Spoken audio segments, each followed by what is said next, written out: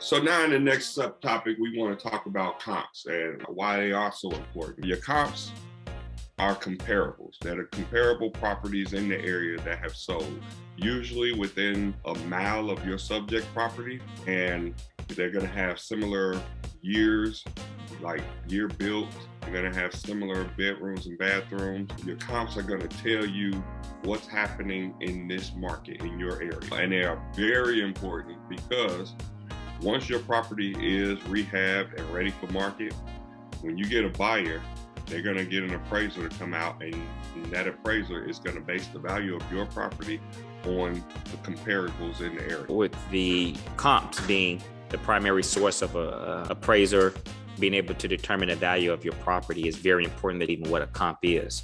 And that's the grading measure to determine the value of your properties. But like DeVar said, it's similar properties with similar characteristics, distance, a lot of different factors we'll dive into. But for one, you need to know what a comp is, which is a comparable property, okay? Now, those factors, like he alluded to, were the year built, right? That's one of the first main factors. What does that mean? Plus or minus 10 years. That means if my subject property that I'm interested in buying or analyzing to determine the value, I do not want to comp it with or compare it with other properties that are more than 10 years old or younger than 10 years older than my property. So in this example, we have the year of your property being 1975. So in that scenario, I wouldn't want to comp it with properties older than 1965, and I wouldn't want to go anything newer than 1985. So I want to stay as close to those rules and to this rule as possible. So then the next one would be the bed and the bath count, which you want it to be similar. Obviously, in most neighborhoods, every house is not going to be same square footage and the same amount of beds and baths, but you want them to be comparable to each other. You want to compare apples to apples. So if your property is a 3-bedroom, 2-bath, in most markets, it's comparable with another 4-bedroom, 2-bath. It's typically not comparable to a 2-1. We'll dive into what some of this stuff means and how it looks like in a real world scenario. But you do want to have a house that's similar in the bed and bath count for obvious reasons. And then the third main factor is going to be your square footage. Very important, like DeVar talked about when we were going through the MLS listing. It's the square footage. And in this scenario, we say plus or minus 200 square feet. So what that means is if the property you're looking to invest in or purchase or analyze is 1,500 square feet, you don't want to comp it with anything smaller than 1,300 and anything above 1,700. Now, properties that are far, as far as like the distance, we also too, this is an extra one, is we want to comp them with properties that are plus or minus half a mile from that subject property, okay? And what that's going to do is, because if I were to stand here and go in any given direction, I'm going to go through a wide range of price homes and price styles. So I don't want to just find any house that has sold, but I want houses that year built plus or minus 10 years.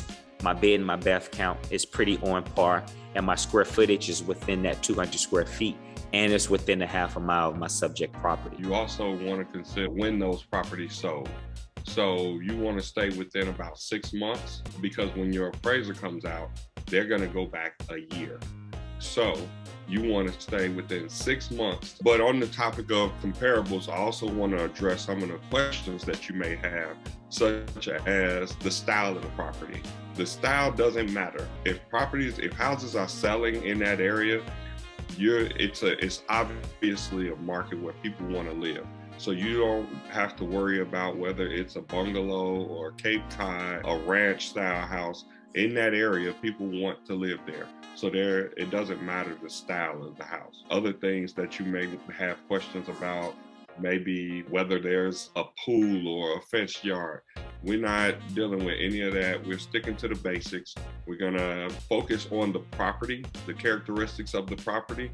And if it has a pool, that's a benefit, maybe, depending on your market. We actually had a property that we came up with an ARV based on the comp that was 4 doors down. The hard money lender, they had a different ARV. Their ARV was about $150,000 less than our ARV, and we had to contest what their ARV was based on our comp that was 4 doors away.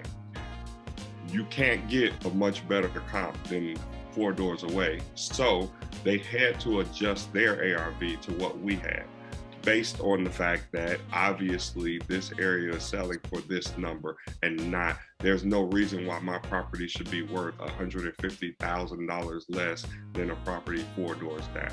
It reiterates the importance of all of these steps and why you need to do your due diligence. And this is the due diligence, right? Because Devar mentioned, had we not done that, that potentially would have broke the deal, or we would have left $150,000 on the table. So these systems, this information that we're teaching you is very valuable, because this is what's allowed us to be going on our 12th year, going on our 13th year, buying and fixing and flipping real estate here in this great country of ours. All of these little extra nuggets are going to be beneficial. And this is the experience that we've run into, and we want to help you avoid some of these mistakes.